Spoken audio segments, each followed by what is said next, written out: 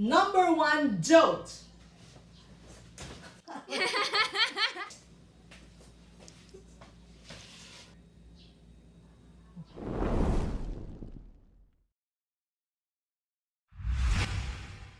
Hello everyone and welcome to another Power Packed session with Coach TGS. Now people ask, Coach, we can't do what you do. We'd like to be able to speak well, have the confidence to be in front of the camera or even talk to an audience, which I have been doing for so many years. And some of you have messaged me to ask me, how do you speak in front without shaking? Nagsi-stage fright ka pa ba? Kinakabahan ka pa ba? Are you still nervous about speaking in front because you look so confident? So today, I've decided to address those concerns for those of you who will need to present to your team, prepare a report, and maybe present it to your executive committee members. Rally a team, you're asked to make a speech. What do you do? So today we're gonna do do's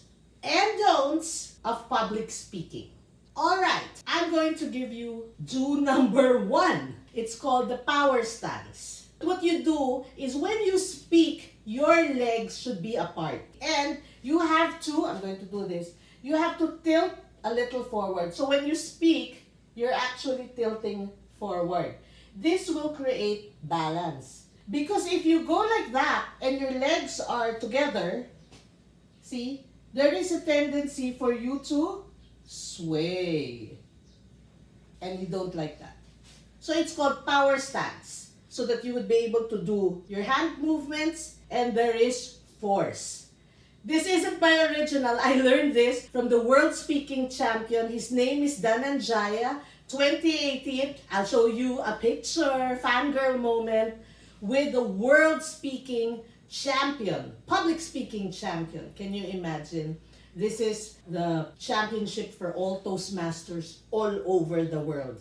I'm a big fan and I learned this from him. Again, it's power stance. Do that. Number two, voice. When we talk about voice, it's not like just adjusting the volume. It's not about being loud or soft. Because most probably when you're asked to speak, you will have a microphone. But even if you have a microphone, again, it is not about having a loud voice or having a soft voice. It's about projection. Projection is like your emphasis when you pause, when you give emphasis on certain words. Let me give you an example. I usually do this when I teach about presentation skills. If you remember the speech of Martin Luther King, this is the I Have a Dream. Now the first time he gave this speech, it was just in his church. So can you imagine? Just a small congregation. So he said, I have a dream that my 4 little children will not be judged by the color of their skin, but by the content of their character. So kita nyo, medyo kalmado lang. Kasi nasa church pa lang eh. Maliit lang. Small crowd. Then he said this again. Another, the bigger crowd. So he said, and he had the microphone. He said, I have a dream. I have a dream that one day, my 4 children will be judged not by the color of their skin, but by the content of their character. See the difference? Different audience, same microphone perhaps, different size of audience and different pauses and different projection. Finally, the biggest speech that Martin Luther King did was in Washington, and this was like tens and thousands of people. And this is what he said. I have a dream, and my dream is that my children will not be judged by the color of their skin. No, but by the content of their character. Dramatic, diba? So, you see that it's voice projection. Of course, I also had some gestures. We'll talk about gestures in a while. So, remember when you speak, do project your voice according to whatever you're talking, whatever your speech is about, whatever your report is about, emphasize, put accents on certain words that you really, really feel strongly about, and pause. Powerful pauses. You got that? Do that. Now, when it comes to don't, this is what you call filler words and verbal tics. Filler words are like those are filler words. Don't use them. Now, I also don't want you to use verbal tics. What are verbal tics? These are favorite words that we think give depth to our speech. For example, basically, honestly, to be honest, actually, at lahat pa ng li. Don't say that. Please. Okay, number 3. Remember, I already mentioned gestures. Please do use gestures. When I say gestures, it will include eye contact. Look at the camera if you're doing an online training. If you are speaking in front of a crowd, make sure to have eye contact from the people in the front row to those at the back. Pan the room. Panning means like this. Their eyes are going from left to right. So that's eyes. Gestures, hand gestures. You want to maybe form a fist if you're really angry and you want to emphasize something. You can do this. Please use open palms. Open palm gestures. Don't go like this. That's very negative. Feeling, I'm so intelligent. Okay. So you can't. Always open. Please use the stage. So that means don't stay just here. Unless, again, you're on online, right? Try to move depending on how big the stage is. Maybe left or go to the right. And then go back to the center. Do that so that people don't get bored. If you're just standing there, right in the middle, like a robot. Okay? So do that. What shouldn't you do? Don't fling your arms left and right. I know I told you to use your arms, but not like for every sentence, okay? Because sometimes you can just really put your arms down and then bring it up one at a time, but don't.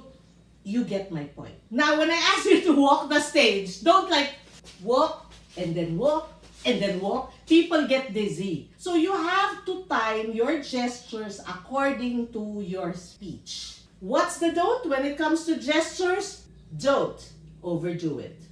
All right, number 4 tip. Do you need visual aids? I would say yes, but not too much. Use visual aids as a support for your structure. And as I said, so that your audience do not get bored because you're the only ones they can see. So when you have a PowerPoint or a slideshow behind you, usually, you have to get out of the way. So you have to go face, half of your body is facing the audience and half is the screen so that you know that whatever you're saying still matches what's on screen. It's better that you have a presenter, a clicker with you so that it's easier for you to navigate the slides and you have control. The hardest I have ever had experience when it comes to controlling my visuals is that I have to really look eye to eye with the person in the tech booth because the last thing you want to say is, next slide please, next slide please, next slide please. You get my point. So use visuals. Make your visuals, well, I'll tell you in a different video how to make really powerful visuals. Now, what's the don't for visuals? Please do not do death by PowerPoint. Okay? Your slides are not your note cards. So don't read from the slides. If you do have slides, don't depend on the slides on the structure of your speech. Baliktad. The slides should depend on the speech, not the speech depending on the slides. So don't bore us with PowerPoint and you suddenly lose the contact already, that connection with the audience. Death by PowerPoint? No, no, no. Now you're going to ask me, can I have note cards? Yes, you can have note cards. Why not? Okay? But don't read from them. It's the same. Don't read from the note cards the same way as don't read from the slides behind you. Got that? Finally, number 5, do. Of course, all these tips do not include the content of your speech, ha? We will talk about that in another video. I'm only telling you what does the audience see and what do they like to see. So number 5 is all about your image when you're in front of the camera or when you're doing a keynote speech as well. Or just even talking to your team. What do they like to see? Well, when you're really doing a speech, of course, you have to fix yourself, your hair, ladies, your makeup, of course. Your shoes, very important, ladies. Because if you're going to speak for a short time, then fine, you can wear your stilettos. But if you're doing a training, like an 8-hour training like I do, I suggest that you do wedge shoes. Okay? Still with heels, ladies. Why? Because heels makes you look taller and it also increases your posture. So, I know some of you hate heels, but when you're speaking in front, you really appear very short if you're not in heels. Of course, gentlemen, don't be in heels. Obvious naman yan, di ba? So, with the guys, of course, formal, look formal as well. The rule of thumb is that you are dressed one level higher than the audience. So if the audience are in jeans, tapos naka-formal kang, bongga-bongga naka-formal ka, you can take off your jacket, you can take off your blazer. Make sure lang that, you're not in a spaghetti strap or plunging, okay? So please dress up accordingly. That is your due. From the hair to the shoes to whatever you're wearing. Also, when you are speaking, if you have pants with pockets, don't put your hands in the pockets while you are speaking. This part of the video is super fun for me because there are more don'ts that I can give you as tips, especially about what you're supposed to wear when you're doing a speech. So, get ready for this. Don't. Oh, diba? I look like I'm going to a party. So when you're speaking, please, no shiny, shimmery, metallic stuff like this one. And please, accessories. Why? All these are distractions and you don't want your audience to be distracted. You want them to really look into your eyes, listen to what you say, and not get distracted with what you wear. What's another don't?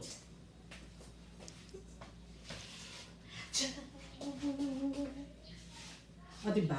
Okay, sometimes it's uso, right? And you want to be uso, so you want a little sexy. Doing a speech is something formal, okay? It's not the occasion. You're not going to go to a party. Plus, if you wear an off-shoulder thing, what's gonna happen? It's gonna go up, right? And then what do you do while you're speaking? You're like pulling it. Kasi masira yung image. Your image won't be complete, right? Also, don't wear things like, these are distractions. They look, nawala na. See, they just automatically untie themselves. And it's really a distraction. So the point of public speaking is really for people to focus on you and not get distracted. One more don't. Woo! Judan! I love purple. It's my favorite color and I really, really like wearing this. But based on experience, I will never wear this. Yes, you can wear purple, why not? But you don't wear something of this textile, right? Or cloth. Why? It's gonna have your underarm maps. Magmamapa kayo dito. Ew! We don't like seeing that. I'm not listening anymore to the speaker once I see all the maps in your underarm. So, don't do that. So, you got that? A lot of do's and a lot of don'ts for you to get better in public speaking. Now, of course, this will entail a lot of practice from you. I didn't get this good just because I watched this video. You have to practice. Practice all the tips that I gave you and get yourself to be in that mindset that I can do this. I can do this every time you go up on stage, do a speech for 10 people or 100 people. Get that courage, get that confidence. Now, some of you will say, Coach, you have been speaking for years and years and years. That's right. So how do you want to hasten it? Well, I'm going to promote a club. It's called Toastmasters Club. The Toastmasters Club is actually a club that makes you practice your communication and leadership skills through public speaking, through speeches that we do. It encourages you to be confident. It teaches you actually all the tips that I taught you for this video. You'll also get it and much, much more if you actually join the Toastmasters Club. So consider this as a promotion